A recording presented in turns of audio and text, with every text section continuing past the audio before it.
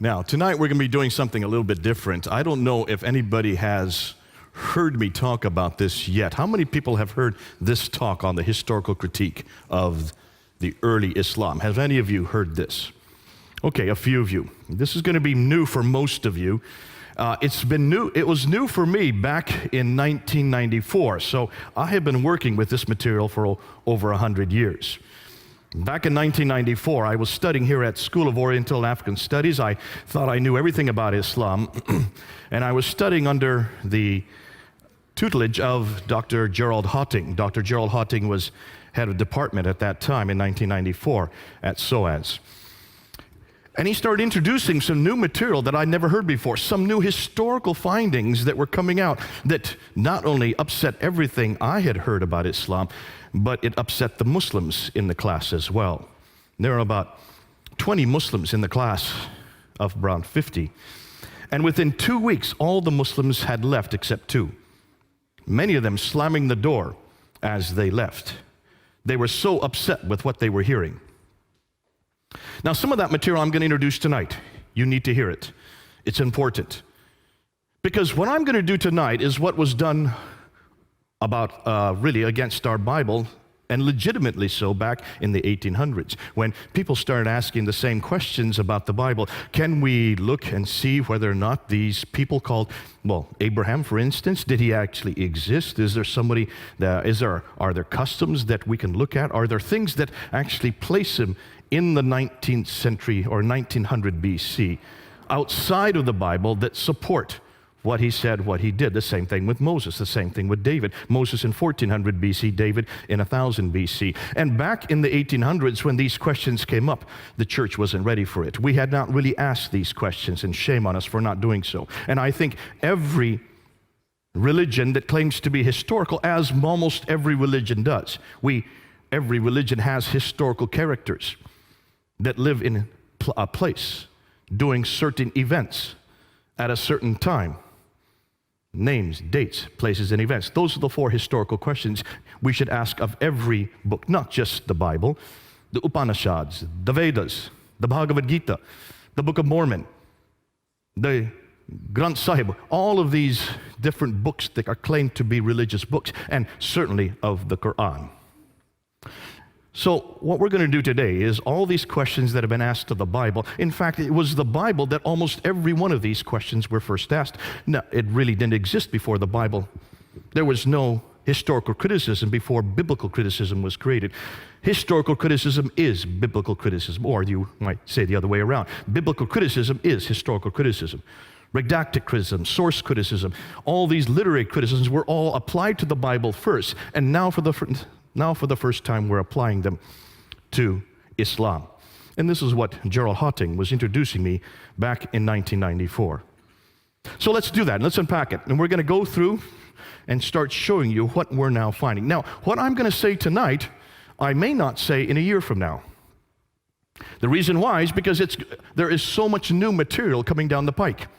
Even when I gave this talk in California in 2013, there is much that I've now improved, there are many things that are moving on, because we're coming across so much material on Islam that we didn't know about even 2 years ago or 3 years ago. So let's open it up and let's talk about what we're talking about. Well, let's say the first thing that every Muslim will say is, and they all agree with this, is that Muhammad is the last and greatest prophet. I don't think there's any Muslim that would say any different other than maybe your liberal Muslims. They would also say the Quran was his revelation sent down only to him between 610 and 632. It's the final revelation. It's the greatest revelation. It's the seal of all revelations, like Muhammad is the seal of all prophets. He is the final prophet.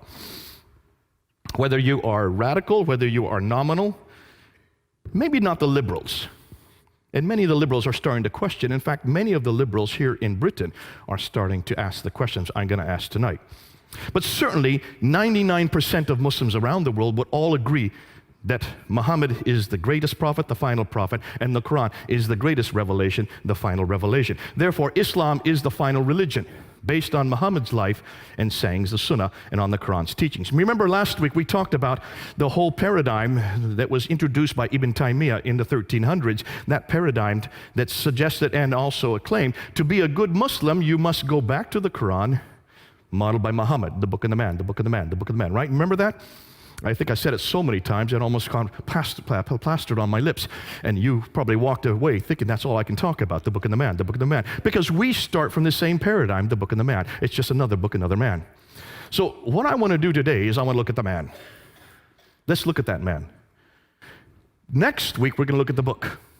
I'm going to start with the man. I'm going to start with Muhammad. I'm going to start with his biography. And then next week, we're going to unpack the Quran, which gets even better. All right? And to do that, let's see, of course, why am I doing that? Is because these are the foundations of Islam. It is the Quran that is the book. It is Muhammad that is the man. So let's investigate both Muhammad and the Quran. Now, what's the classical account? This is the account that you've all heard. This is what you're taught in every school. This is still what is being taught in every university. It's still being taught in most every corner of the world. This is the classical account that you've only, and this is one you'll agree with. You've never heard any other story. You've all been told that Muhammad was born in 570. Has anybody heard any different? No. There's no reason not to hear any different, because that's all that we've ever heard. We also have been told that in 610, he was going up, he went away from Mecca, he went to the Hira cave, which he would go there quite often to meditate. And there in the middle of while he was meditating, suddenly an angel appeared to him, Jibril, and says, Akra, that means recite. His response was, Ma'akra, I cannot recite, because he could not read or write. So the angel squeezed him, then said a second time, Akra. And his response was, Ma'akra, I cannot read or write. And he was squeezed a second time. This happened 3 times. Finally, the angel let him go, and he ran back to Mecca, went to Khadija, his only wife at that time. Khadija was the woman that was very wealthy. She had her own caravans. She employed Muhammad as her caravan leader. She married him. And she had a little test for him when he came back. She asked him to first sit on one leg and asked him, was this an angel that talked to you? He said, yes. She asked him to sit on the other leg and said, are you sure this was an angel that talked to you? He said, yes. She finally disrobed in front of him and then asked the third time, were you sure that this was an angel? And he said, yes. After that, she knew he was telling the truth because no angel would ever be in her presence disrobed. So she went and told her cousin, Waraka ibn Nawfal, what Muhammad had said. Waraka ibn Nawfal then turned to Muhammad and said, truly, what has happened to you, you have been seen by an angel. This is a revelation that is coming to him, that you are a prophet. Interestingly, it's a Nestorian Christian that gives the authority for Muhammad as a prophet, one of the ironies of history. After that happened, then many revelations started to come from 610 on, and we call these the Meccan revelations. Up from 610 to 622, he started receiving these revelations that are in the second part of the book, the latter part of the Quran. In 621, he woke up in the middle of the night and he was told by the angel to get on the back of a winged horse called the Burak, which flew him up to Jerusalem. And there at the rock, where the dome is now built, the Dome of the Rock, at that rock he then ascended to 7 heavens, met Allah. Allah said to pray 50 times a day. So he came down to the 5th heaven, met Moses, and asked him, how many times did he ask you to pray? He said, 50. That's way too many. Go back up and see if you can get it down. So he goes back up to Allah and gets it down to 45. He comes down to the 5th heaven, and Moses says, see if you can get it down more. And so he bounced back and forth between the 7th and the 5th heaven, bringing it down from 45 to 40 to 35, down to 15, 10, and finally 5 prayers.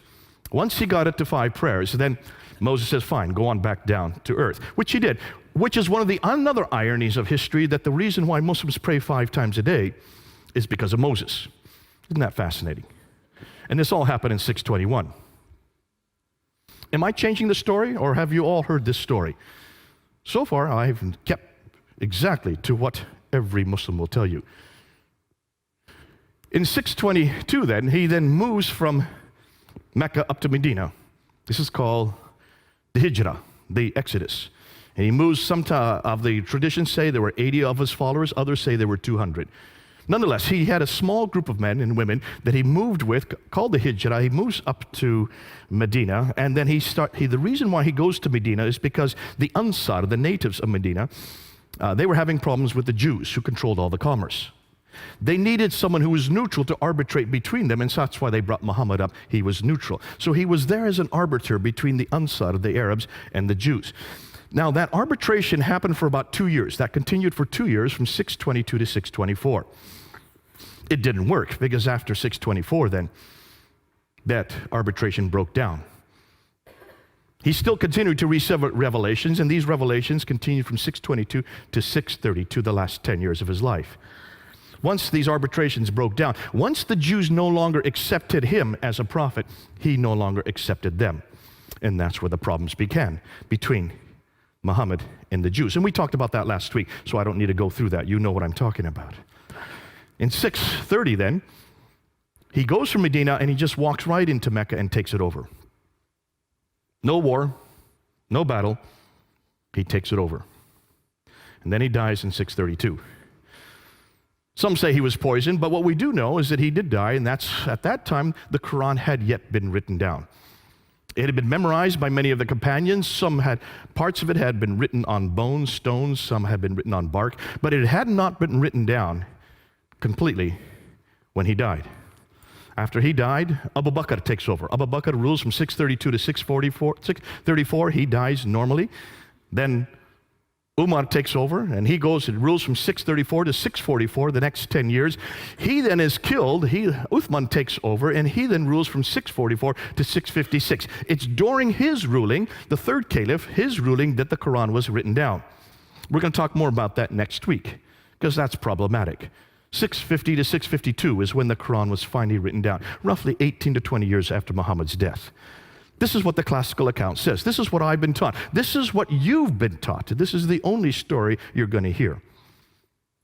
And then Uthman is killed, and Ali, the adopted son of Muhammad, then takes over, and he is considered to be the legitimate heir because he is adopted by Muhammad. Muhammad didn't have any heirs. He had 2 sons, but they died in childbirth. He had 4 daughters, but they could not be his heirs. And that's why Ali had to be his heir. Ali then takes over, and then he is killed at the Battle of Siffin in 661. Now, that is the story you've all heard.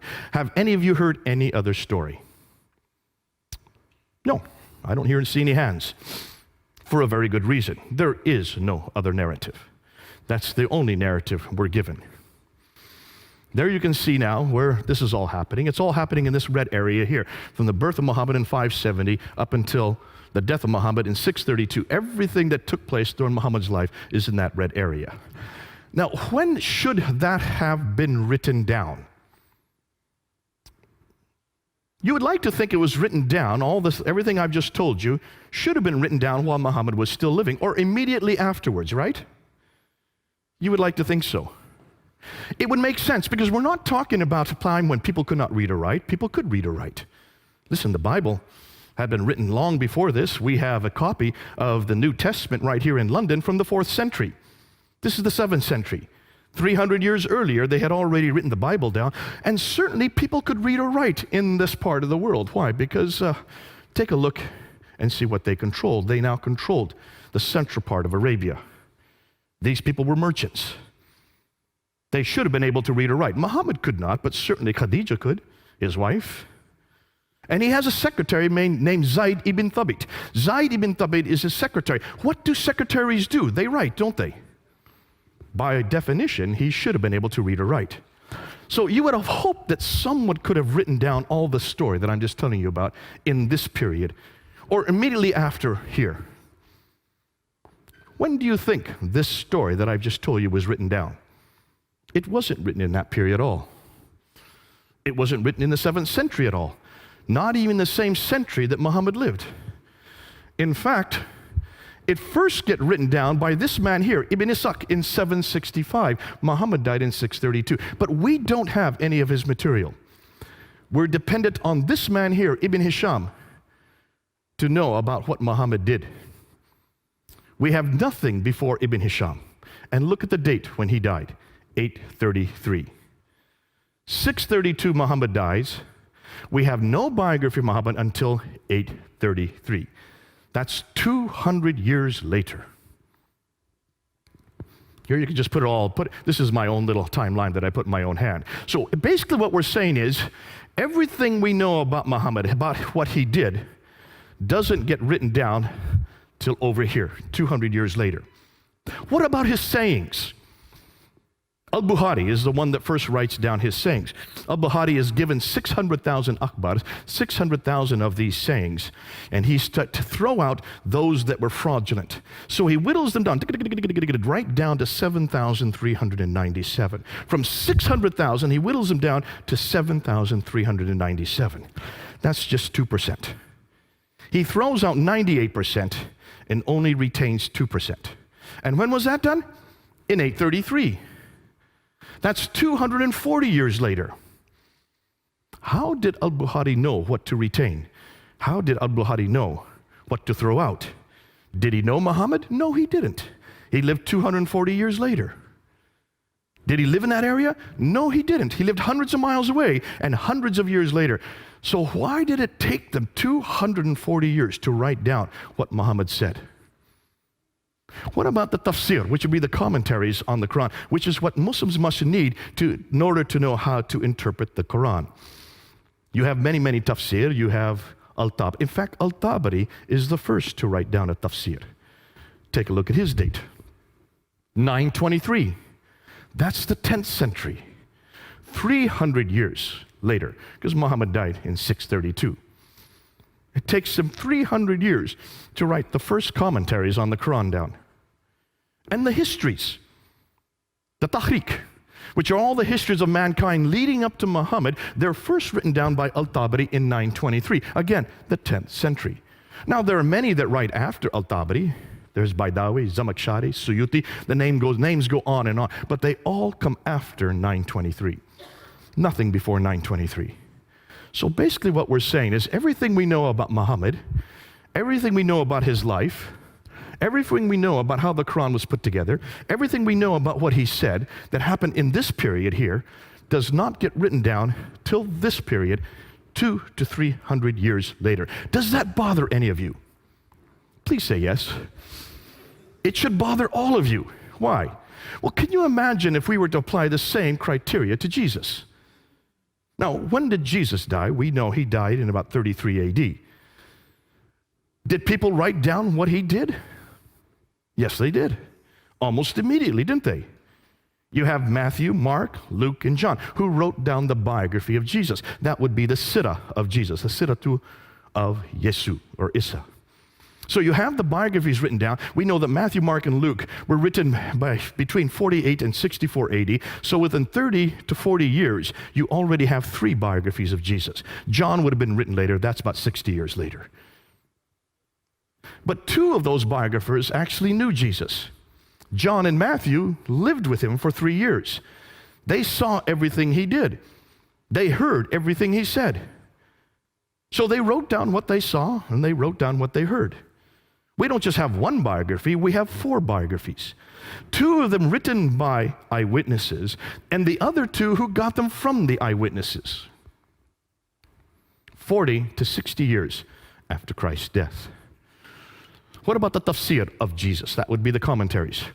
Well, the tafsir of Jesus would be the letters of Paul. He was the one that actually commented on what Jesus did. What Jesus did, he showed how to apply what Jesus did in Ephesus, in Philippi, in Corinth. Those are the commentaries on Jesus' life.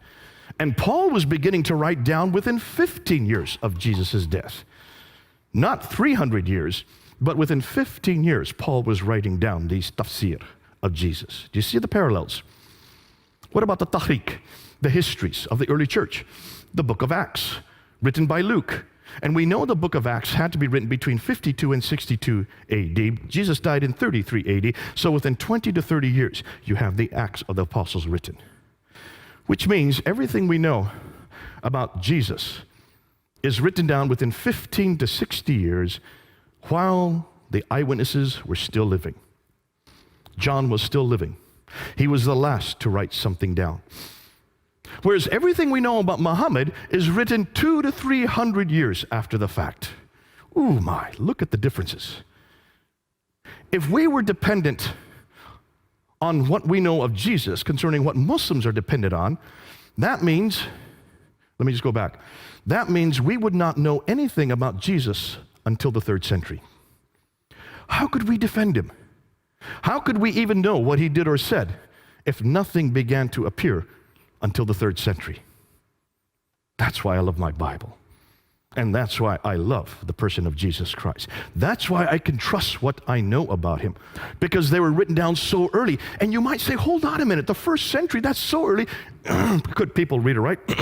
Listen, these were fishermen. How did they know how to read or write? Well, Matthew wasn't a fisherman. He knew how to read or write. And John used a scribe to write for him. Luke certainly was a doctor. He knew how to read or write. And Mark knew how to read and write. Of course they knew how to read or write. And Paul, goodness sakes, he was one of the most intelligent men of his day. Of course he knew how to read or write. So why could not the Muslims, where were their Pauls, Luke's, John's, and Paul's? Sorry, I just said Paul. Matthew's and Mark's. Where are their readers and writers? Why could they not do the same thing in the 7th century or the 8th century? Why do we have to wait to the 9th century to have anything written down? Can you see why now historians are starting to look at the Quran, are starting to look at Islam, are starting to look at Muhammad with a completely new eye? And this is what they're asking. Islam as we know it did not exist in the 7th century, but evolved over a period of 200 to 300 years. The Quran probably was not revealed to one man in a 22-year period, like the classical account says, but likely evolved over a period of 50 to 100 years. We're going to deal with that one next week. Let's talk about the first one. Did not exist in the 7th century, but evolved over the period of 200 to 300 years. The conclusion they're coming to is the history of Islam, at least from the time of the Caliph Abdul Malik, and we're going to talk about more later tonight, and before, is a later fabrication. Now, that's a huge amount to say, and you're probably, if there's any Muslims in the audience, they would get very angry with me for saying that. But let me just show you what we're doing and what we're saying. Here's the questions. This is their concerns. If so much of the history of early Islam was written down so late, why did it take so long to write it down? Were these people illiterate? I hear that all the time whenever I ask my Muslim friends this. They were illiterate. I said, hold on a minute. No, they weren't illiterate. By 642, within 10 years of Muhammad's death, Basra, Baghdad, Damascus, Jerusalem, and Cairo were controlled by Islam, or at least by Arabs. Those are huge cities. These had lots of libraries. They could read and write for hundreds of years, thousands of years in these cities. Please don't say no one knew how to read and write in those cities. By 685, by the time Abdul Malik comes to power, all of North Africa, all the way from Spain in the west, in the other direction, all the way to India in the east, that whole swath of land was under their control. Are you telling me that from Spain to India, nobody could read or write? Not one person? No, of course they could read or write. In fact, they tell me, we're going to find out next week, that the Quran was written down by Zayd ibn Thabit in 632 to 634. Within 2 years of Muhammad's death, the Quran was first written down by a man named Zayd ibn Thabit, who was the scribe of Muhammad, the secretary of Muhammad. His whole job was to read and write. So where did the 9th century biographers get their material from? And since we don't have anything before the 9th century, can we trust it, since it's so late? Shouldn't we go back to the period these events took place? Shouldn't we go back to the 7th century and see what we find? And that's, as a historian, is what we need to do. Let's go back and see what we can find in the 7th century. And that's what now a whole slew of historians have begun to do, especially here in Britain. This is coming out of Europe more so than America. And this is why I heard nothing about this when I was in America. I only started hearing this in 1994. And that's why we've been working with this now for the last 20 years. And the people I'm going to go to are these scholars. Dr. John Wansborough, head of department at School of Oriental and African Studies here in the University of London. Wrote 2 books, Quranic Studies and Sectarian Milieu, in 1977 and 1978. And it's those 2 books that broke open this whole question. And he asked some very simple questions. Questions that should have been asked hundreds of years ago. If, when you look at the Quran, take a look at all the stories in the Quran, they just don't make sense for a 7th century environment. They make much more sense once the Muslims or the Arabs had moved out into the diaspora, where they would have come across these stories. Because these stories, actually, we know where the stories come from. Story of Cain and Abel in Surah 5, ayah 31. That comes from the Targum of Jonathan ben Uzziah. The story of Abraham in Surah 21, ayah 51 to 71. A great story but it does not come from the Bible. It actually comes from the Mishnah Rabbah. The story of Solomon and Sheba in Surah 27, ayah 17 to 44. A terrific story with the hoopoe bird and the Queen of Sheba pulling up her skirts and she has hairy legs. That story does not come at all from my Bible. I don't remember her ever pulling up her skirts. Nor do I remember a hoopoe bird that could talk. Or that Solomon, who had created an entire air force that would drop stones on the enemy with the name of the enemy at the bottom of the stones. This is not in my Bible. I would have loved to have had that story in Sunday school for one very good reason. It's from the second Targum of Esther, which was written in the 2nd century. It was nothing more than an apocryphal account written by the Jews in the 2nd century and nothing more than as entertainment for their children. Yet you find it in Surah 27, ayah 17 to 44. They shouldn't have ever put it in the Quran. This does not come from God. It doesn't even come from His scripture. It comes from nothing more than a folk tale for children. So Wansborough was asking these questions in 1977, in 1978. Dr. Gerald Hawting, my professor at School of Oriental African Studies, is one that has probably done the best job of looking at the 1st century and unpacking what we now know. Dr. Patricia Krona used to study under Dr. John Wansborough.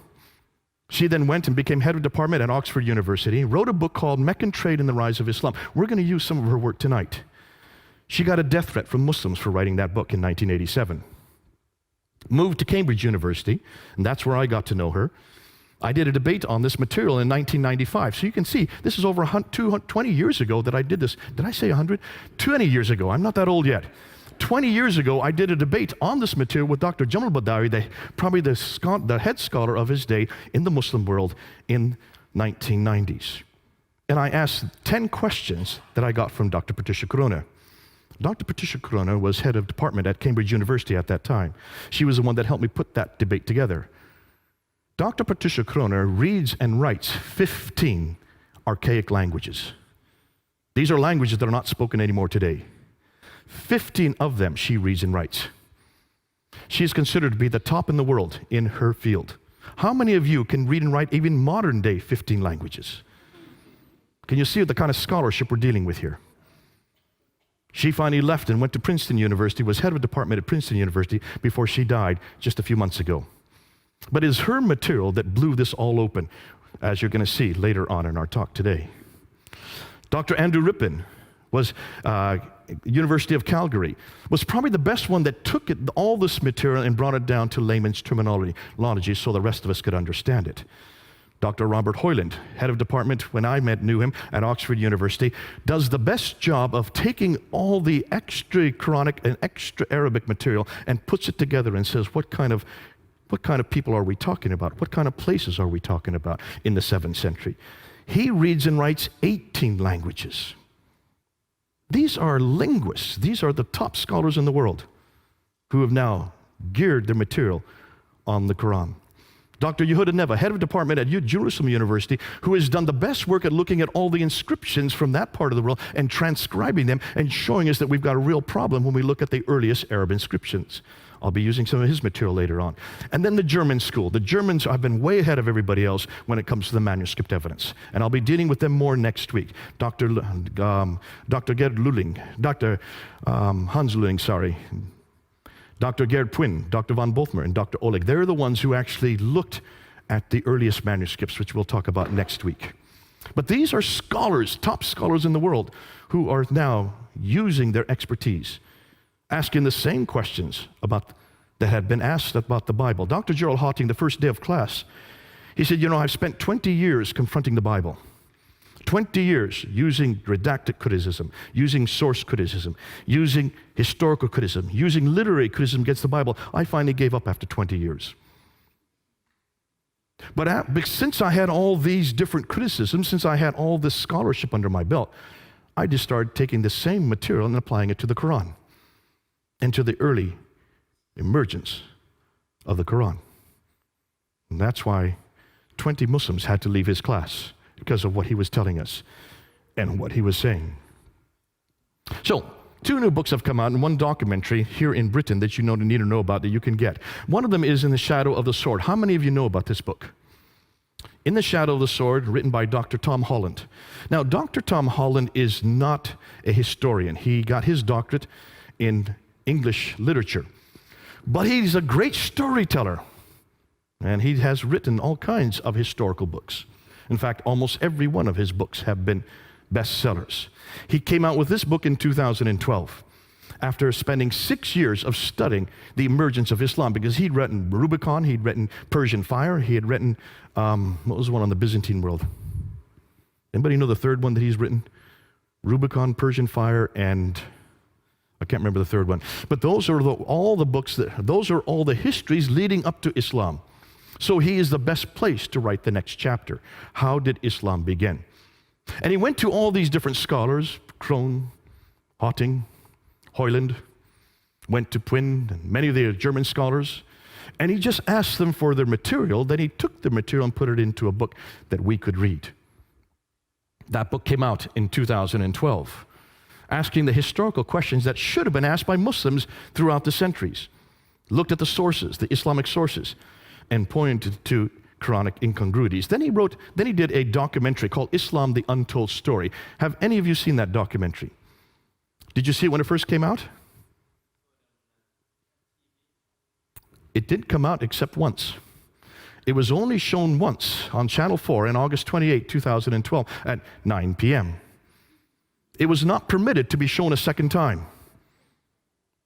Channel 4 would not show it a second time because of all the furore from the Muslims here in Britain. You can still go up online. You can get it on YouTube. I have it on my computer if anybody wants it. It's only 90 minutes long. And what he did, he took much of the material from In the Shadow of the Sword and put it together into a 90-minute broadcast. But he did not come to conclusions. He was very careful not to come to conclusions. And he did not touch the Quran. He did not want to touch the Quran. You'll see why next week. And then probably the best material that's come out is by this man, Dr. Dan Gibson, who wrote Quranic Geography. You can get it online. He's now putting it together into a movie. Quranic Geography came out, I think it was in 2011. And what he did is he started to look and see how Islam actually began.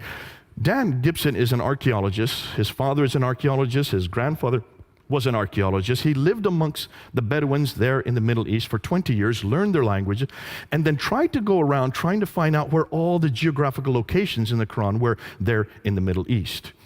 We're going to talk about him a little later because some of his material is absolutely earth-shattering. This is what they're finding. I'm just going to introduce this to you, and then we're going to come back to it. What they found is this.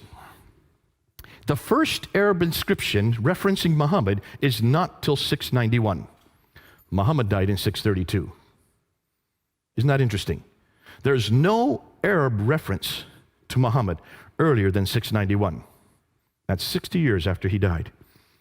The first reference to Muslim, the word Muslim, is not till the 690s. So what did these people who were destroying and taking over Basra, Baghdad, Damascus, Jerusalem, and Cairo, what did they call themselves? Well, they called themselves Saracen, which is the Arab name for these people. They call themselves Hagarin because they are in the line of Hagar. They call themselves Ishmaelite because they were aligned through Hagar down to Ishmael, so therefore they would be in that line. They call themselves Maghreb because they come from the Maghreb, and they call themselves Muhajirun. These are the names they call themselves, those 5 names. The Muhajirun means people of the Hijr, people of the Exodus, people who are nomadic. The first reference to the word Islam is not till 691 on the Dome of the Rock, there in Jerusalem. And the first reference to the city of Mecca is not till 741. Muhammad died in 632. As you know, as I already said, the first biography of Muhammad is not till 833. Now let's unpack this and let's see what we're talking about. And let's start with Dan Gibson's material. Now Dan Gibson, when he was looking at the Quran, and you can do the same thing, he wanted to find out where the geographical locations were in the Quran. And he noticed there were 65 geographical locations. 9 places are named over and over again. And the names that come up over and over again are these people from Ad. 23 times it talks about this prophet who has contact and has relationship with these people from Ad. It doesn't mention who this prophet is. It just says the prophet, the messenger, the prophet, from the place of the prophet, from the place of the messenger. It doesn't refer to where he lives. Isn't that curious? In fact, you're not going to find reference to Muhammad. You will. They're in all the many, many references to Muhammad. Take a look, you'll see they are all in parentheses, which means they've had to been put in at a later date. Muhammad's name in Arabic is only found 4 times. 3 times in one surah alone. 4 times. How many times is Jesus found in the Quran?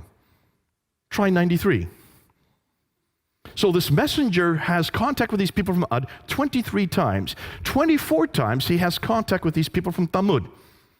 And 7 times for these people from Midian. Ad, Thamud, Midian, where are they? Well, they're not around Mecca. They're way up here. 600 miles further north. But here's Mecca way down here. If he's living in Mecca, how come he's having these contacts, daily contacts with people that are 600 miles away? Put that under your hat and hold it a minute. Let's talk about Mecca. See, what we now know about Mecca, it's only referenced once in the entire Quran, and it talks about the valley of Mecca in Surah 48, Ayah 24. That's it. No other time does it talk about this place. Well, what do we know about Mecca? Well, we know that there's also reference to Bakka. We don't know if that is Mecca. We know that if you look at the traditions and you add them with the Quranic material, we do know right there that it's in a valley. We know that there's a parallel valley where the Mecca is. We know that it has a stream going through it, that it has a pillar of salt outside of it, because when this prophet goes past in the morning, he passes the pillar of salt. That's the wife of Lot. And when he comes in the evening, he passes that same pillar of salt. More than that, we know that there are fields, clay, grass, trees, loam, and olive trees. That's curious. And that there are mountains overlooking the Kaaba. Now take a look at every one of these references. None of these fit Mecca. Mecca is not in a valley. There is no parallel valley. There is no stream going through it. It only has one well, the Zamzam well. It could not have accommodated any caravans. It does not have tree, fields, clay, glass, or any suggestion of any olive trees, because olive trees only exist in the Mediterranean, 600 miles further north. There are no olive trees at all in the Arab Peninsula.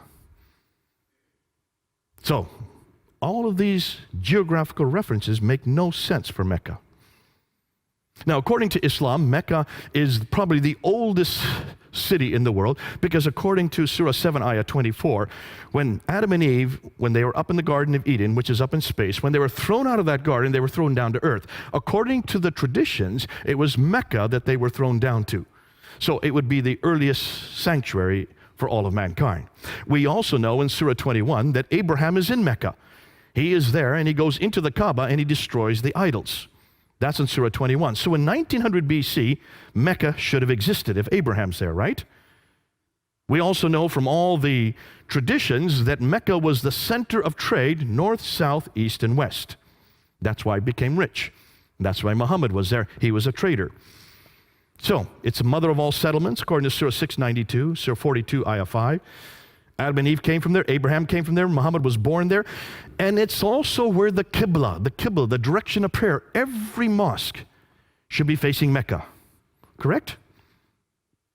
From 624 on, it should be the case, because we do know, according to Surah 2, Ayah 145 to 149, that Muhammad, when he moved to Medina in 622, he redirected the Qibla back up to Jerusalem so that it could accommodate the Jews. After 624, the Jews would not accept him as a prophet, so suddenly he gets a new revelation in Surah 2 to redirect the Qibla back down to Mecca. So from 624 on, every mosque should be facing Mecca, right? You getting that? Because there were no mosques before 624. He hadn't yet left Medina and Mecca. Yet we can only find one reference to Mecca in the Quran. That's in Surah 48, Ayah 24. Now, take a look at this Byzantine map of the trade route from the 7th century. What's missing? Can you find Mecca? This is a copy of a Byzantine map from the 7th century. Mecca isn't there. This is where Mecca should be, right here. It's not on the map. Here's a map of trade routes from the 7th century. These are Arab trade routes. These are not Byzantine trade routes. These are Arab trade routes. Where's Mecca? It's right where that question mark should be. When we look at the earliest maps, we can't find Mecca on any of the maps. This is the map that Patricia Corona looked at, and this is the one that got her curious. She was shown this map. This is a map that's not from the 7th century. It's a map that was made today in the 20th century, redacted back to the 7th century to show you what the place looked like. And when she looked at this map, she noticed that all the trade would have come from here in India and China further away. They couldn't go that way because of the Hindu Kush and the Himalayas. So all the trade used to come across the Arabian Sea over here into the Persian Gulf and used to go that direction up to the Mediterranean world. Are you following me there? The problem is that the Sassanids who were here were warring against the Byzantines who were there. So they were warring back and forth for 200 years from the 5th, 6th, and 7th century. So that shut down the trade from going up the Persian Gulf. They had to redirect the trade from India across the Arabian Sea down to here in Aden. And that's where they took off all the trade. They took it off the boat there, and they went 1,250 miles, following that green line all the way up to Gaza in the north. That's a pretty good theory. That's called the trade route theory. Montgomery Watt was the one that came up with that theory. The Muslims love it, and they've grabbed onto it, and they're still using it today. Dr. Patricia Crone looked at this map. She says, hold on a minute, you've got a problem there. Let's see if any of you can find that problem. My 10-year-old son found it within 2 minutes. I'm not going to give you 2 minutes. Can any of you see a problem with that theory right there by looking at that map? No? No one's going to try? Should I give you a hint? Water. That's a pretty big hint. Go ahead, sir.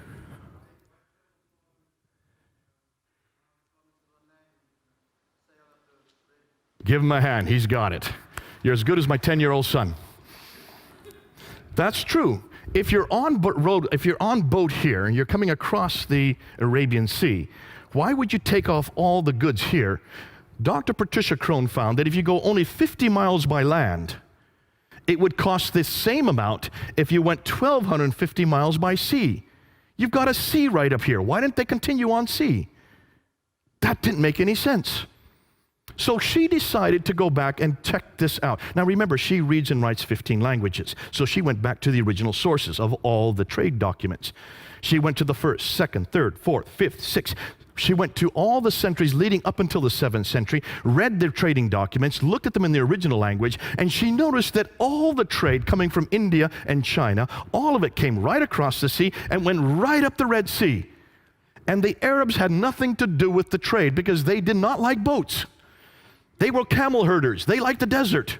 That's why you don't have any ports along here. There was only one port that she could find. All the ports were on this side in Africa, and the people that controlled the trade were from this area, from Eritrea. It was Agulus. The name Agulus comes up over and over in all the documents. The trading documents that she found over here had Eritrean names or Ethiopian names, African names. They were the traders, which makes a lot of sense once you look at the map. Then she noticed something else. See if you can see this. I don't know if it's hard for you to see because it's so far away, but take a look at there. Here's the trade route, the line, the green line. It comes up to Taif. This is the Western Plateau, all the way up. And then from here in Taif, it goes off the plateau down to Mecca. There's Mecca. It's not on the plateau. It's about 1,000 meters off the plateau. They would have to go down to Mecca to go to a place that had no water, then come back up 1,000 meters to get up to Yathrib up here. Why had no one noticed that before? This is nothing new. It's been around for hundreds of years. Why did no one notice that Mecca's not on the trade route? It would have made no sense to be on the trade route. Why? Because it's too far down. It had no water. When you go from Sana'a, from Aden here, up to Najran and Sana'a, up to Taif, then you go straight up to Yathrib, Khaybar, Tabuk, and then on up to Gaza. Why had no one noticed this before? So she decided to look and see what was it that made Mecca, if it had anything that made it rich. She was told, according to the trade route theory, that it had 15 spices, and that's why it became rich. So she wrote her book, and she decided to do research on all 15 spices. If you read her book, Meccan Trade and the Rise of Islam, she takes a spice per chapter, or a chapter per spice. And she found that none of the spices, except for 2, even came from Arabia. They either came from India and China, or they came from Africa. The only two spices that came from Arabia were frankincense and myrrh. And they came from the southern part, the Hadramat, this part here, which is Yemen and Oman today. Nothing about any spice from this part of the world. The only trade she could find that were going up the Western Plateau was milk and leather. You cannot create an entire empire made out of milk and leather. Now, when she came out with this book, it blew open everything we knew about Mecca. She decided, well, let's find out what people knew about Mecca. So she went to every document she could find. She found documents written here in Ctesiphon, which is way up here. That is Baghdad, right up there. It's called Ctesiphon. That's the old name. They had come down here to Yathrib, and they came across silver. They had silver mines all over Yathrib. That's not too far from Mecca. Yathrib is what is Medina today. She looked at their documents. No reference to any place called Mecca. She couldn't find any reference from the 1st century, from the 2nd century, from the 3rd, 4th, 5th, 6th century, from the 7th century. No reference to Mecca. So when did she find Mecca? Not till 741. 741. Muhammad died in 632. She couldn't find any reference to Mecca earlier than 741. That's a whole over 100 years later. So what is this city? Where is this place that Adam and Eve were sent down to? Where is this Kaaba that supposedly Abraham rebuilt with Ishmael? In fact, she found out, not just Hitti found this out, in almost every one of those oases, in Najran, in Sana, in Taif, in Yathrib, in Tabuk, in Khaybar, all of these oases had Kaabas. It was quite normal to have a Kaaba. You have a Kaaba with gods in it, idols in it, then when the merchants would come along, they would go and pray to their idol, and you would get money for it. It was a great way to enrich yourself. There wasn't just one Kaaba. There were many, many Kaabas. Why hadn't anybody noticed this before? Well, take a look at modern Mecca today. Maybe you've seen this picture. Look what they're doing to Mecca. They now have the 3rd tallest building in the world in Mecca. This big clock tower. That clock tower now, that face is 45 feet across. It's the largest clock in the world. Has 4 faces. It's the 3rd highest building in the world. That was made by the Germans. They modeled it after Big Ben. That's Big Ben there. They have the same model. Why? Because they want to make Mecca the center of time. They wanted all of us to now move to Mecca mean time and get rid of Greenwich mean time. Have you heard this? That's why they built that clock tower. But they're not stopping there. Look what else they're building. This is the future of what Mecca is going to look like.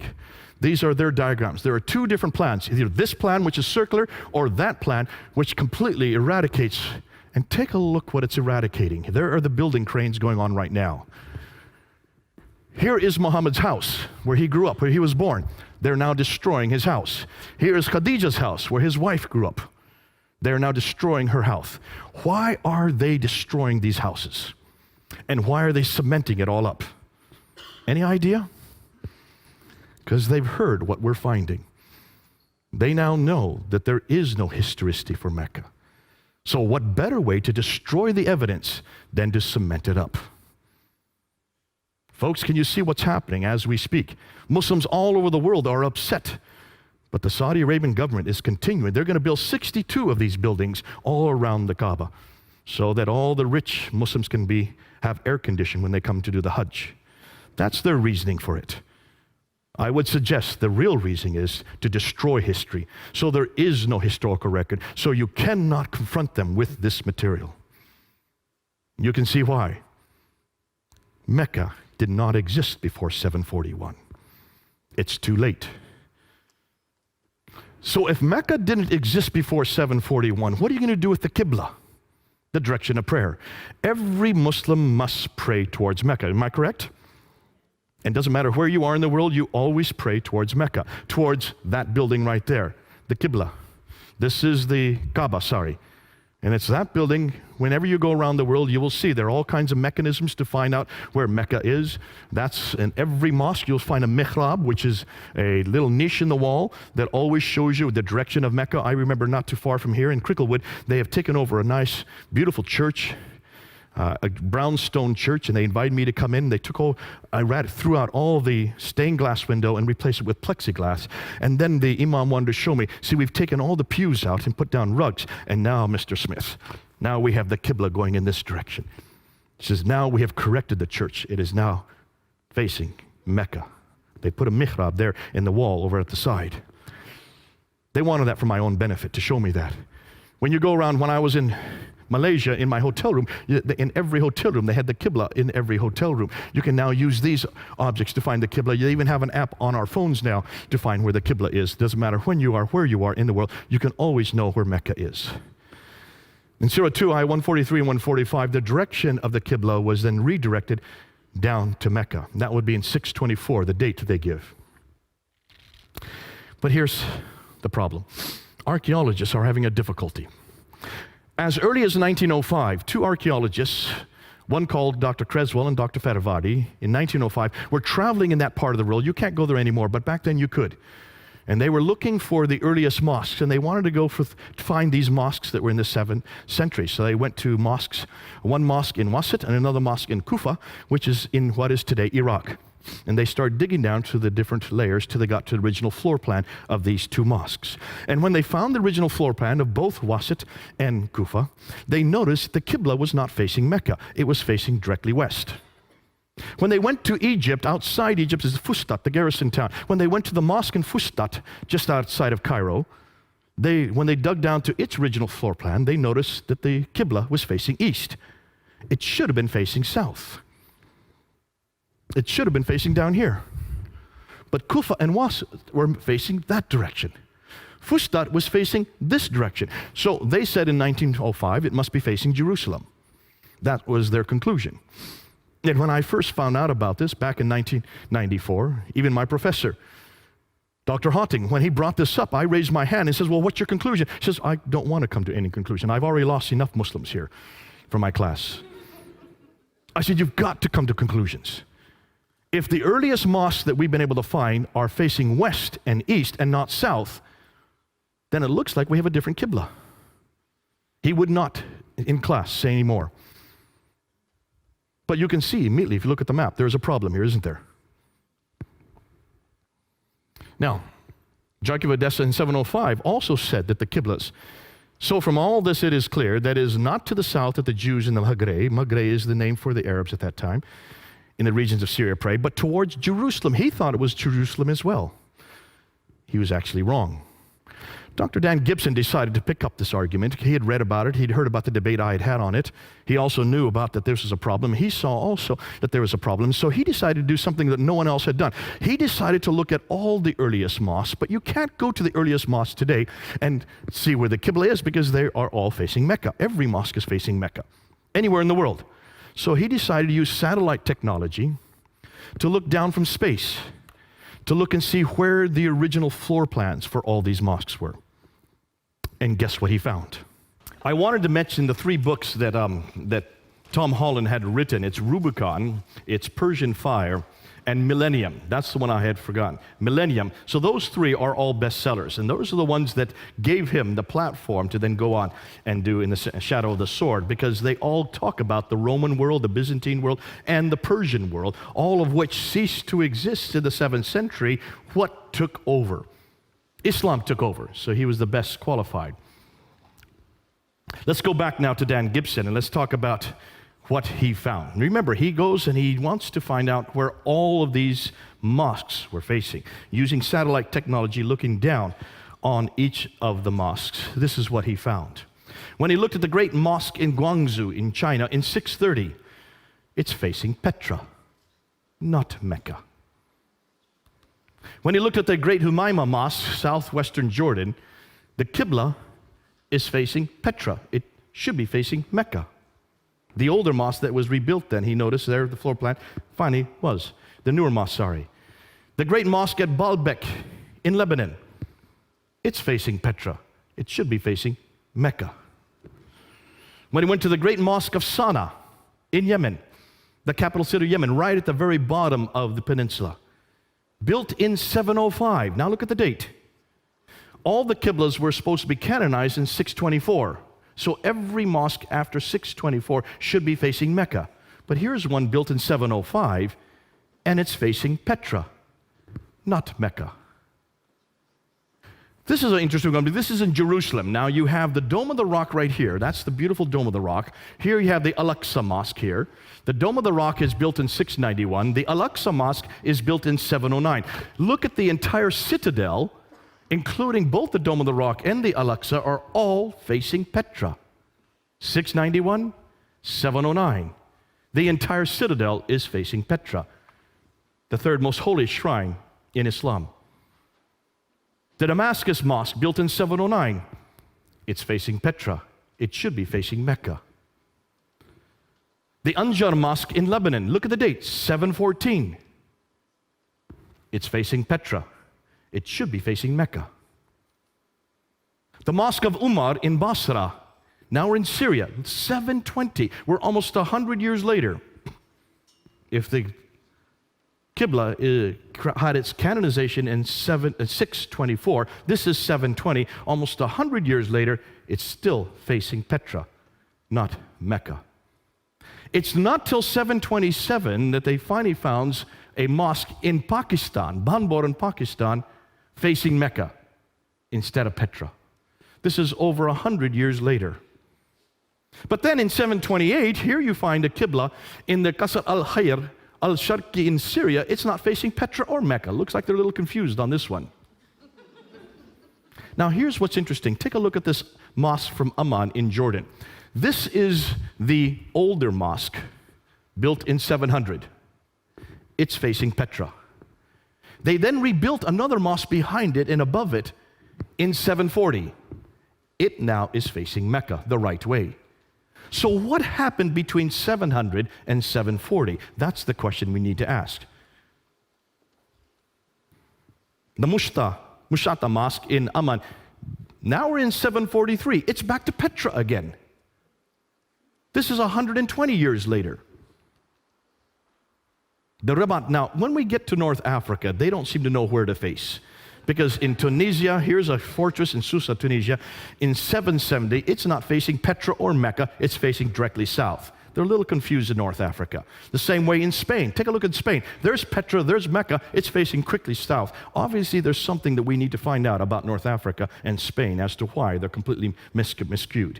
The great mosque in Karaoun in Tunisia in 870. Now we're into the 9th century. See, these are much later mosques. In the 9th century, there seems to be some type of confusion here because they're not facing Petra or Mecca. It's facing straight south again, much like you found in other North Africa. But take a look at these were up until 725, excuse me.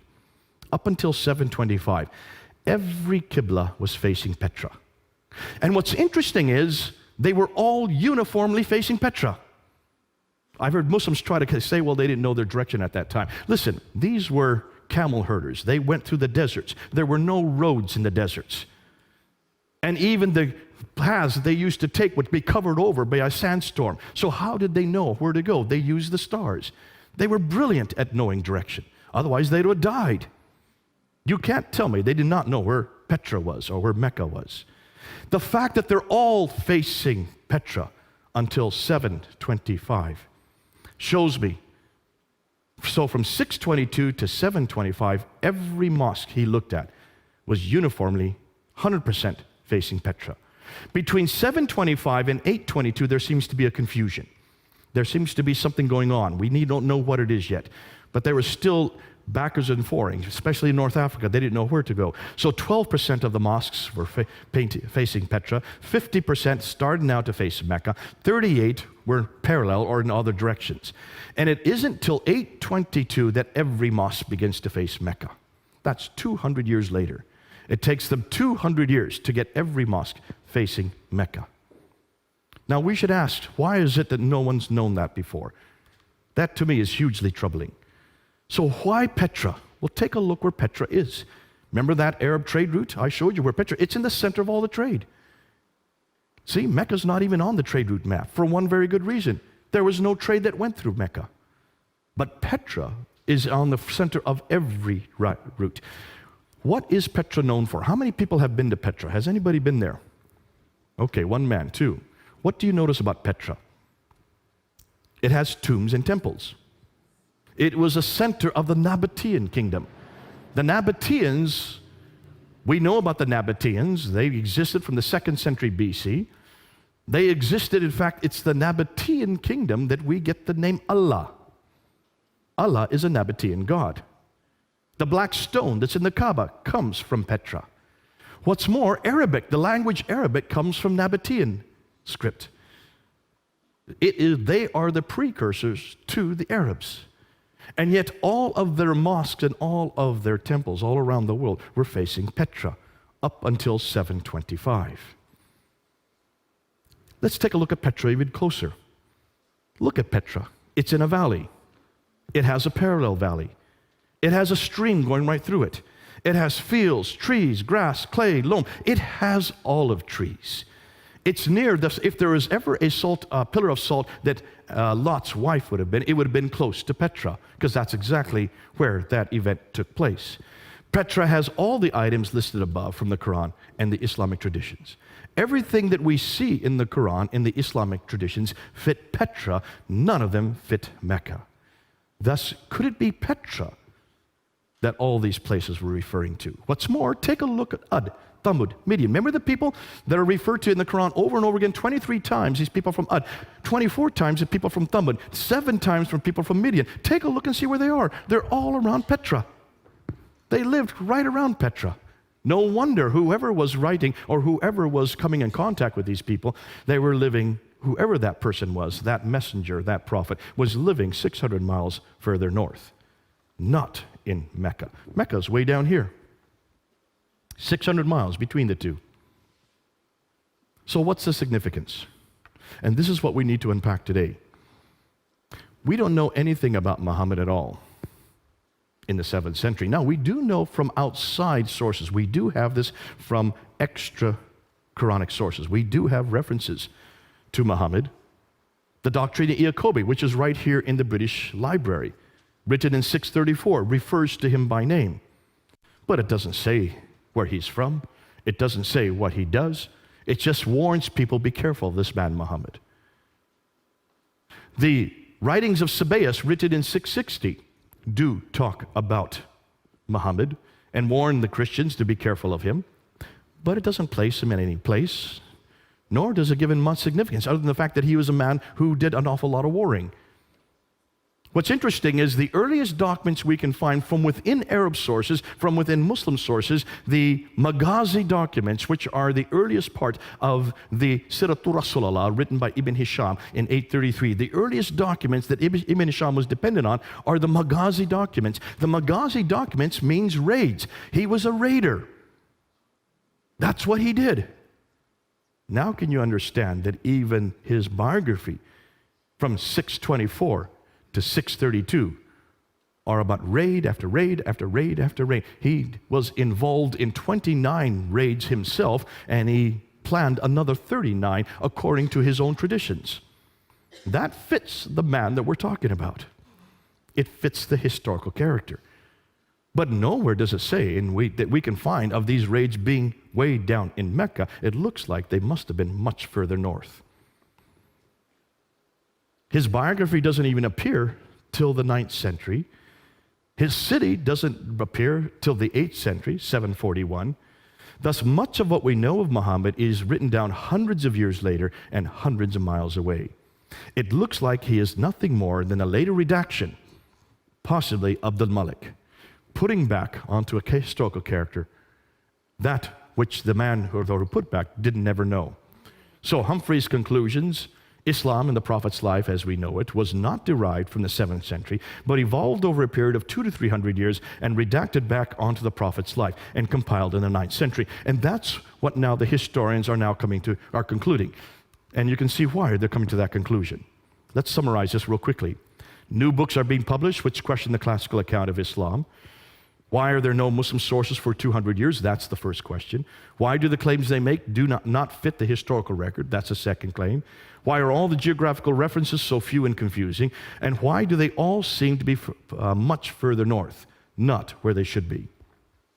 Why are there so many references to vegetation which would not exist in Mecca? Why is Mecca not even mentioned until 741? And why can we not find any map with Mecca on it until 900 AD? Mahoma died in 632. Takes them almost 300 years to put Mecca on a map. Why is Mecca not on the trade route? So these are all the questions we're asking now. So why do the Qiblas face Petra for the first 100 years, then are confused for the next 100 years, and are not standardized to Mecca until 822, nearly 200 years too late? Therefore, much of what we know about early Islam is in doubt. So, here's the million-dollar question. What really happened? Now, I have to be careful because this is what I think. I may change tomorrow. I may have a complete different scenario in 1 year, because we're now getting lots of material that's coming in. But this is where I think, this is what I believe. This is just me. This is what I think happened looking at everything that we've got so far. And this is a what-if scenario, okay? To make sense of all this, I think we need to go back to Abdul Malik. And this is what it's not just me saying this is what almost all the historians are saying. You need to start with Abdul Malik, who ruled Islam from 685 to 705. He was the second caliph amongst the Marwanid caliphs. Marwan came into power in 680. Before that was Sufyan family from 661 up until 680. So for the first 20 years of the Umayyad Caliphate, it was a Sufyani family. Marwan finally takes over. Marwan's son, Abdul Malik, is the great Arab reformer. He is known as the great Arab reformer. You can see the Arabs control that part of the world. Therefore, by the time he comes to power, they had controlled that part from 642. So for 40 years, they had now controlled that part of the world, the central part, the area where Jerusalem is, where Damascus is, where also Petra is, also where Mecca and Medina would be. For 40 years, however, they did not control it. They were nothing more than nomads. These nomads that went and took over the Sassanid Empire and then took over the Byzantine Empire. Remember that map I showed you? Remember, those two empires were much more sophisticated. They were empires that had huge cities. The nomadic Arabs did not have big cities. They were nomads. They just had little oases. Therefore, they didn't know how to run cities. That's the first question we should have been asking. Take a look at Islam. Look at how sophisticated it is. Look at all its rules and regulations, all these sharia, these 4 laws of fiqh. They all would fit in an urban environment, not a nomadic environment. Why haven't we asked this question from the very beginning? How could a nomadic people have such sophisticated rules and regulations dealing with so huge metropolitan areas? Unless, of course, these rules and regulations come much later. So what did the nomads do? Well, let me go back, and I should have had this map in here. Remember that map that we have of the Sassanid Empire? They had two groups, the Lakhmids and the Ghassanids, that they would pay to keep the Arabs in the desert. The Ghassanids were paid by the Byzantines, and the Lakhmids were paid by the Sassanians, the Persians. And as long as they got paid, these groups kept the nomads in the desert. But after 200 years of warring with each other, the Sassanids against the Byzantines, they ran out of money. This is well known. Once they ran out of money, they no longer played the Ghassanids, and they no longer played the Lakhmids. And so therefore, the nomadic Arabs could just move right into these empires. And they did. This is well known. This happens all the time. The Mongols did it much later. The Visigoths did it in Europe. Barbarians who come into much more sophisticated environments. What happens when barbarians take over sophisticated environments? They don't know how to run cities. The Arabs didn't know how to run any of these cities. So what did they do? They stayed outside the cities. They built garrison towns. But someone had to run these cities. Who would they have chosen? Well, they chose people like them. People who also came from Abraham, but not through Ishmael, through Isaac. Cousins, Jews and Christians, who did know how to live in cities, and they were also very literate, and they were also very academic. And that's why they used the Jews and Christians to run the cities for them, because they were cousins of Abraham. People of the book, Al-Kitab. What's more, these people, because they were so close to them, then took on a status called Maoli or Moali. This is well known, that they took on like an indentured status. They could not actually be Muslims unless they converted, but there was no such idea of Muslim at this time. There was no name of people called Muslim. There was no religion called Islam. We don't have those references until 690. So for 40 years, these Arabs were dependent on the Jews and Christians to run everything for them. Now, what happens after 40 years? You can see the problem. By the time Abdul Malik comes to power, he realizes that there is no Arab identity. He needed an Arab identity. You want to create your own identity. It's very clear that the Arabs did not have a prophet. It's very clear that the Arabs did not have a book like the Jews and Christians had. They had a whole line of prophets. They had whole slews of books, 66 books. Nothing in the line of Ishmael. But you're the ones that now control the world. You control all these Jews and Christians. So we know, and this is well known, that Abdul Malik is known as the great Arab reformer. He's the one that introduces Arabic as the international language. He is the one that introduces this Arab identity. This is well known. We can see that because when you look at Abdul Malik, take a look at the coins, and they're right here in the British Museum. Look at the coins. So the coins that the Byzantines had were the emperor with two retainers on either side, and then they would have an orb with the Byzantine cross. On the back side is the Byzantine cross. When the Arabs took over, they had to keep the same coinage so they could still continue having commerce with all the people in that type of the world. But what they did is they took off the Byzantine emperor and they put the caliph here. So this is the caliph with two retainers. No longer is there an orb with a cross. You notice.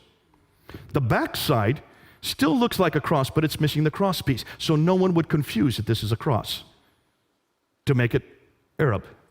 All right? But how can you have images of caliphs on the back of coins? Are Muslims allowed to have images anywhere? This is anathema. So how can these coins, which continue, these are the coins that are introduced by the Umayyads, the first Muslims, supposedly, right? Coins, every caliph had their image on their coin. Until you get to Abdul Malik. Abdul Malik first introduces himself with an image. But then he takes it off, and he introduces these coins in 691. In 691, he introduces coins with only Arab script. He takes off the image and introduces an Arab script. And take a look what's on that coin. For the first time, you see the Shahada. That's the first time we see the Shahada. I lie. It's the second time we see the Shahada. The first time we see the Shahada is on the Dome of the Rock. Who builds the Dome of the Rock? I've got a bad cold, by the way, and a fever, so I'm trying to fight my fever simultaneously with this water. Who is the one that builds the Dome of the Rock? It's Abdul Malik. The Dome of the Rock is considered to be the third most holy shrine in all of Islam, right? Am I correct on that? Ask any Muslim why the Dome of the Rock is built, and they will tell you, well, that's where Muhammad went to the seven heavens. Remember I said that earlier tonight, right? That's the story that happens in 621. It's called the Miraj, and it's to commemorate that event, which means that building should have some reference to that occasion, right? Take a look at the Dome of the Rock. Look where it's situated. See, Abdul Malik does not live in Jerusalem. He does not live in Medina. He lives in Damascus. Why in the world does he not live in Mecca? If that's the seat of the world, if that's where God is. Why doesn't he have his capital in Mecca? Or at least in Medina? He's way up in Damascus, about 1,000 miles further north. But then he comes to Jerusalem in 691 and builds this large building, the Dome of the Rock. Take a look where it is. Here is the Church of the Sepulchre, which is the center of Christianity at that time. The Dome of the Rock is built on the other valley, across the valley from it, and higher up. He builds it higher up so it has ascendancy. It's bigger than the Church of the Sepulchre. It's the biggest building of its kind. Basically, what he's doing is, we are now the rulers. We are now greater than you Christians. We now have the biggest building of our time in 691. And then what does he do on the inner ambulatories? This is the only part of the building. So he uses Byzantine architecture to build the building, much larger than and more prominent than any other Christian building, in the holiest city for Jews and Christians. That's why it's not in Damascus or Mecca. But it's supposed to refer to the Miraj. But take a look at the inscriptions. Now, remember, Just to remind you, the Dome of the Rock has been destroyed and rebuilt 11 times. All right, so the dome that we're looking at today is not the original dome. The only original part of the dome that still exists today are these two inner ambulatories in the middle, in the center. These two colonnades right here, that and that. Those are the only part of the dome that is from the original building, all right? So you need to look at the inscriptions on those inner ambulatories. And when you look at those inscriptions, take a look at them and you will see there's nothing at all about the Miraj. There's nothing at all about Muhammad going up to the 7 heavens, coming back down 2 heavens, meeting Moses and going back and forth between Allah and Moses, or 50 prayers. Yet that's why Muslims tell us the building was built. So what's on those inscriptions? Well, take a look. Surah 1:112. There is no God but God. He is one. He has no associate. Who's that against? Jesus. Say, He is God, the one, God, the eternal beside of all. He begetteth not, nor was begotten. Who is that against? Jesus, the begotten Son. And there is none comparable unto him. Muhammad is the messenger of God. Here you see Muhammad's name introduced. This is the first time Muhammad's name is introduced on any Arab inscription or architecture. This is the beginning of the introduction of Muhammad, and it's on the Dome of the Rock. In contradistinction to who? To Jesus. Surah 4, ayah 171. O people of the Scripture, do not exaggerate in your religion, nor utter aught concerning Allah save the truth. The Messiah, Jesus, son of Mary, was only a messenger of Allah. See, it even confronts the fact that Jesus is nothing more than a messenger. His word which he conveyed unto Mary, and his spirit from. So believe in Allah and his messenger. Say not 3. There is the Trinity. It's attacking the Trinity. Cease. It is better for you. Allah is only one God. Far is it removed from his transcendent majesty that he should have a son. So it's attacking Jesus' divinity, it's attacking the Trinity, and it's attacking his sonship, all in one verse. Surah 4, ayah 171. This is an attack against Jesus.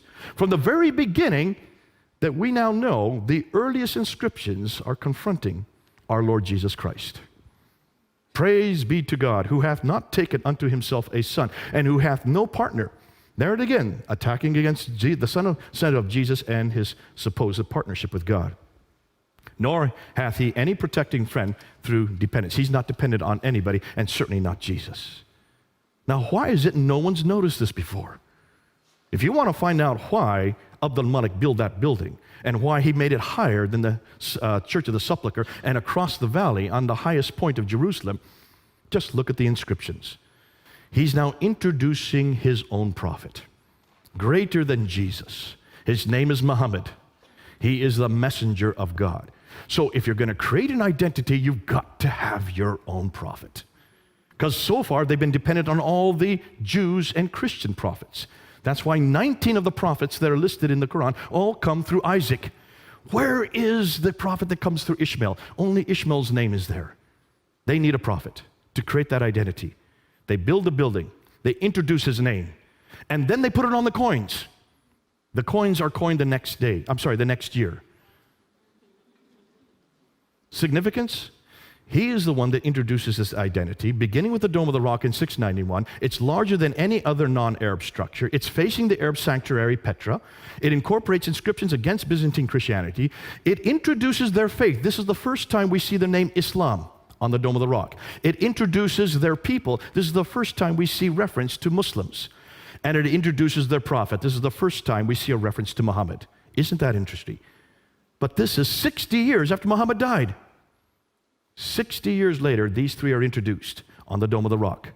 More than that, the Caliphal protocols. Remember I told you about Yehuda Nevo. Yehuda Nevo has probably done the best work. He's from the University of Jerusalem, head of department there, and he went all around trying to find inscriptions, the earliest inscriptions from the 7th century. And he came across the Caliphal protocols. So these are the protocols, these are the official documents written by the caliphs from the Sufyani period all the way up into the Marwanid period. And he noticed that every one of these official documents always began with the Bismillah. But it's not the Bismillah we know today. Bismillah, Al-Rahman, Al-Rahim is not there. It's a completely different Bismillah. What's more, it doesn't talk about Muhammad. There's no reference in any of these Caliphal protocols about people called Muslims, about a religion called Islam, about a prophet named Muhammad, or about a book called the Quran.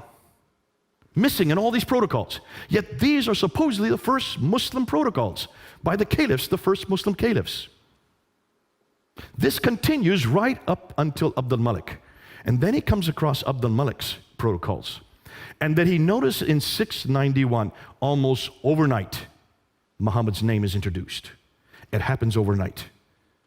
His name is introduced, the Quran is introduced, the name Muslim is introduced, and so is the name Islam. This is all introduced overnight in 691 and in 692. And from that time on, every protocol starts with the Bismillah and the Shahada, that there is only one God but God, and Muhammad is his prophet.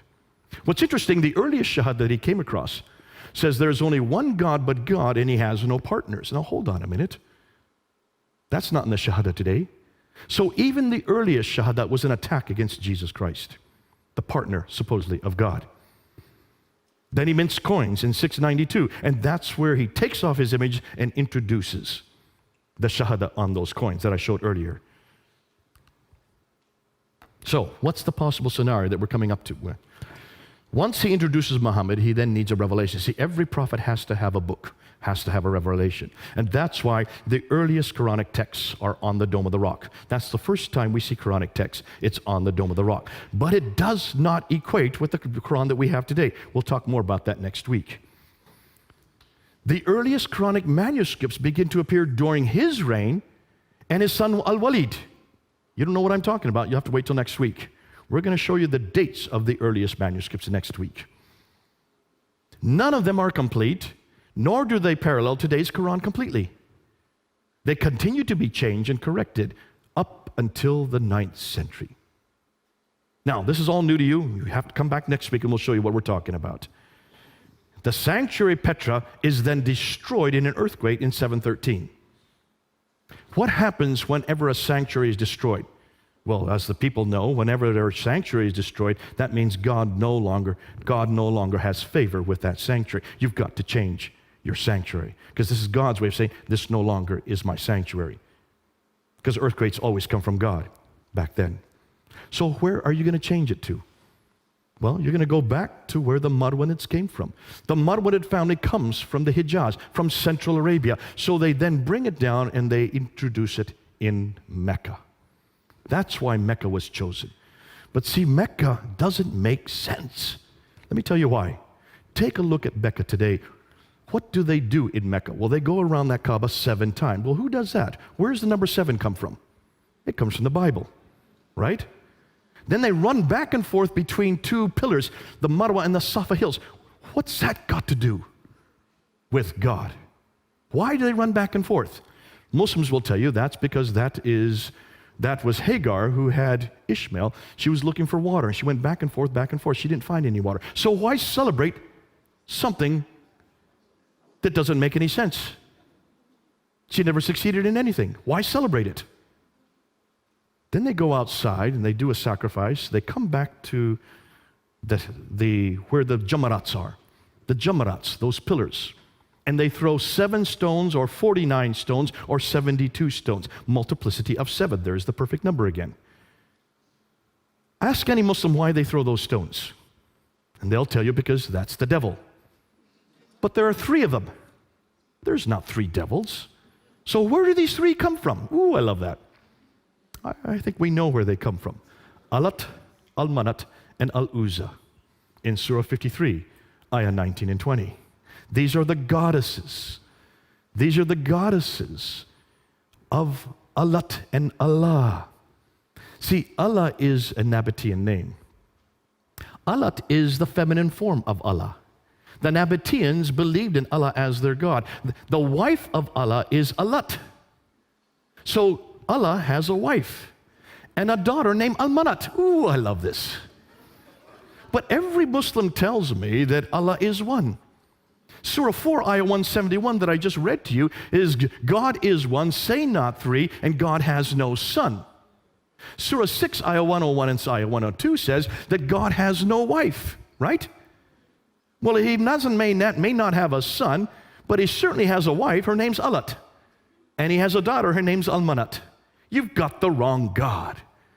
It looks like these may be, possibly, I can't prove it yet, These may be the Jamarats, may be the three goddesses, the Nabatean goddesses that they're throwing there.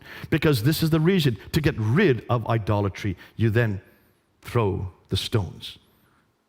What's interesting is they don't have any theological significance.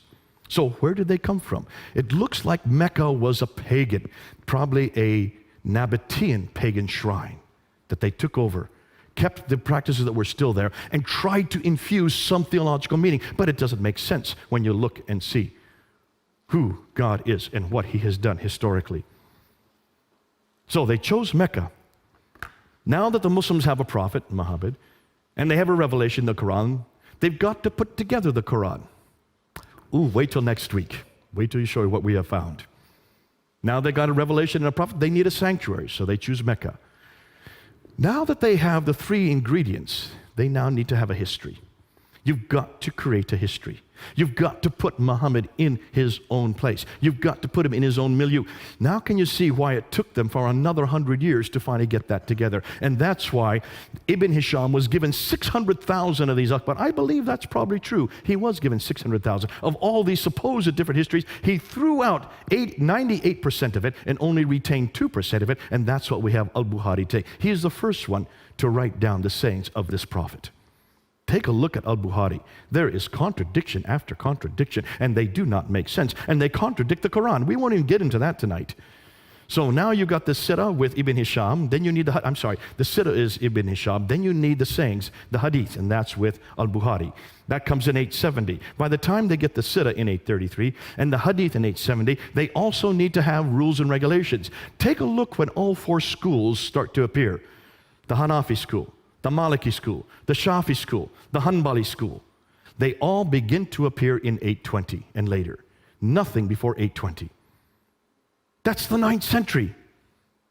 200 years later and hundreds of miles away. Why? Because now the laws have to be created. And that's why they borrowed right, left, and center from Roman law and also from Sassanid law, Persian law. And then once you get that, then you've got to make sense of the Quran. By that time, the Quran is formed, but it is full of contradictions. Just take a look at the Quran, borrowing from many different sources. If you borrow, you've got to make sense of it. That's why the tafsir had to be created. And the tafsir do not start to begin to appear until the 10th century, 300 years later. By the 9th century, they now have the book, the man, the place, and the story. All four. But that's 200 to 300 years too late. And a new religion is formed and growing. Yet this did not happen a mere 22 years, but evolved, it looks like, between 200 to 300 years. Now can you see why the historians are coming to their conclusions? That's what we've just now found. New books are being published which question the classical account of Islam's beginning, asking questions such as, why are there no Muslim sources for 200 years? In a time and place that they should have had sources. There's no way to say, there's no reason for them not to have these sources. Remember, they owned these major cities, Basra, Baghdad, Damascus, Jerusalem, and Cairo. And except for Jerusalem, they still control those cities. And everything they wrote on was on parchment because they were rulers. They were not poor and oppressed like the Christians. The Christians did not have access to parchment in the first century. They were poor. They could only use papyrus. Papyrus disintegrates within 100 years. Every one of these scripts were written on parchment during the Islamic caliphal period because the caliphs ruled all the world. They had plenty of money to make these documents. Why are the geographical references so few and confusing? Why do they all seem to be much further north? Why are there so many references to vegetation which wouldn't exist in Mecca? Why is Mecca not even mentioned until 741, nor included on any map until 900? Why is Mecca not even on the international trade route? Why do all the Qiblas face Petra for the first 100 years, then are confused the next 100, and aren't standardized to Mecca until 822, 200 years too late? What is Abdul Malik's role in all of this? Does a nascent Islam really begin with him? And I would suggest it all begins with Abdul Malik. We're going to prove that next week, and you'll see why. So, what about Muhammad? Since much of what we know about early Islam is now in doubt, since much of the Quran is also in doubt, we'll see that next week, since nothing is known of Muhammad until the late 7th century, or Mecca until the 8th century, or his history until the 9th century, hundreds of years later and hundreds of miles away, can we conclude that Islam is nothing more than a later redaction possibly begun by Abdul Malik, then continued on by his descendants al-Walid and others, proving Muhammad had nothing to do with the Quran. So who is he and what is his purpose? They've got the wrong man at the wrong place doing the wrong thing at the wrong time. What about Jesus? We know where Jesus was born. That's pretty clear, in Bethlehem. We know where Jesus grew up, in Nazareth. We know where he died, in Jerusalem. We know what he did especially for the last 3 years. We know from eyewitness accounts, Matthew and John.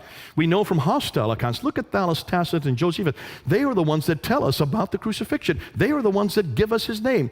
Thallus and Phlegon were debating about the crucifixion in 52 AD. These were Greek historians. These were not Christians. And they mentioned that when Jesus died, 20 years earlier, because 52 AD is just 20 years after the crucifixion, within 20 years they were debating the fact that when he died, the sun went dark and the earth shook. That's a Greek historians. Tacitus, who had nothing good to say about Christianity, he hated Christians. Yet he's the one that says that this Jesus died during the time of Pontius Pilate under the rule of Tiberius in 33 AD. That's why we know that he died in 33 AD, because of Tiberius, the historian writing at the end of the first century. So there's a Roman historian giving us reference to Jesus. What about a Jewish historian like Josephus, the greatest historian of his age, writing in Rome? He says in the early 2nd century, he talks about Jesus. He even mentions the brother of Jesus, mentions about the death of Jesus, and mentions about the death of his brother James.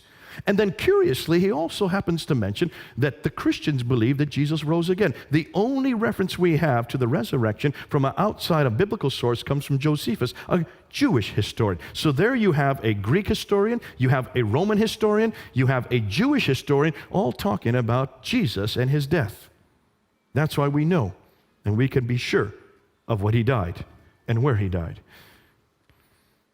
These were all written within, certainly the accounts that were those by the eyewitness, within 50 to 60 years, the extra hostile accounts within at least 100 to 120 years. No doubt about his historicity. Thus we have the right man at the right place, doing the right thing at the right time. That's why I love my Jesus. We don't have any problem with him. These kind of questions you don't hear anywhere about Jesus. No one suggests he didn't live or suggests that he didn't die. Now, there's some, the Muslims don't believe he died, but where do they get their reference from? From the Quran. One verse, Surah 4, Ayah 157. Surah 19, Ayah 33 completely confronts it, contradicts it. Surah 3, Ayah 55 also contradicts, but no, they go with Surah 4, 157. Even the Quran is not sure if he died. Many Muslims today don't know who died. They know someone died. They all agree that, but they think maybe someone else was given his image and he was put on Jesus' place and he went up on the cross. Can you imagine someone getting the image of Jesus and not saying anything about it? Don't you think the man on the cross would have said something? I would have. You've got the wrong guy. More than that, you mean John didn't know Jesus, didn't know the man on his cross? He'd been with him for 3 years. He was his favorite disciple. What about Mary? She knew her own son. Would not a mother who'd known her son for 33 years not have known if that was her son on the cross? And why did the man on the cross not even intimate that he shouldn't have been there? Look and see what he says. Is there any doubt that he knew what he was doing? There on the cross, Father, forgive them, for they know not what they do. That's my Jesus. Ooh, I love the historicity of Jesus. You look and see who Jesus is in his historicity. N.T. Wright mentions that when you look at Jesus and compare him, take a look at Jesus, you need to find out what happened historically in the first century to see if we've got him placed right. And he says, take a look and see what Josephus says that are the 3 major debates that are happening there in Judaism in the first century. He says the debate was on the church,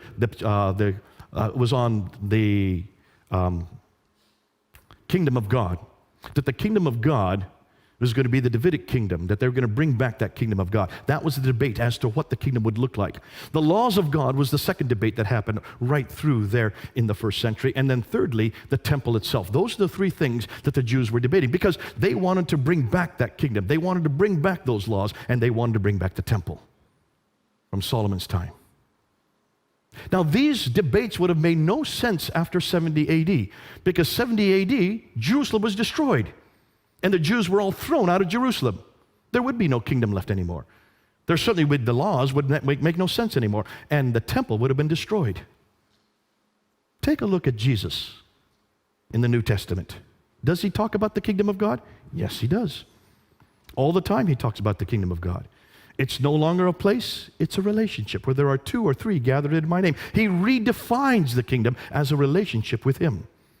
No longer a place over there, it's with me. Does he talk about the laws of God? Look at Matthew 5. For I have not come to destroy the law, he says, but to fulfill it. And then he gives 6 different applications to what he means there in Matthew 5. That's my Jesus. Does he not talk about the temple? Absolutely. You destroy the temple, in 3 days I will rise it again. We've got the right man saying the right thing at the right time in the right place. That's why I love the historical account. When you look and see whether we've got the historical record for Jesus, it all fits to a P. What about the Quran? What does it do with Isa? Does the Quran ever say that Isa talks about the kingdom of God? Not once. Does he talk about the laws of God? Not once. Does he talk about the temple? Not once. Strike 3, you're out, as we say in baseball. Folks, you've got the wrong man at the wrong place. Even with Jesus, historically, he makes no sense. And he spends his whole time in the Quran talking about how he's not divine and showing how great Muhammad was. That's his mission? That's why when you come back and compare Jesus with Muhammad, take a look at the problem they have with Muhammad. And this is going to change even by next year.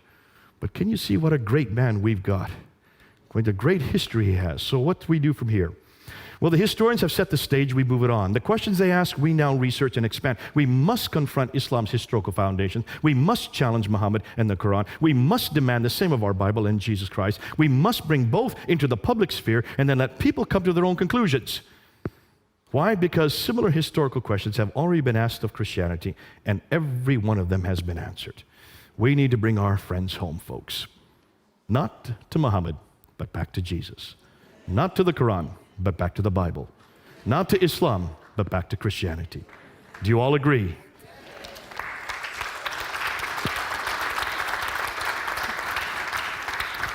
Let's pray. Let's pray. Our Heavenly Father, we want to thank you for this evening, because what we have done here, Lord, is to take that which is neutral, that which we don't own. We're looking at artifacts. We're looking at buildings. We're looking at timelines.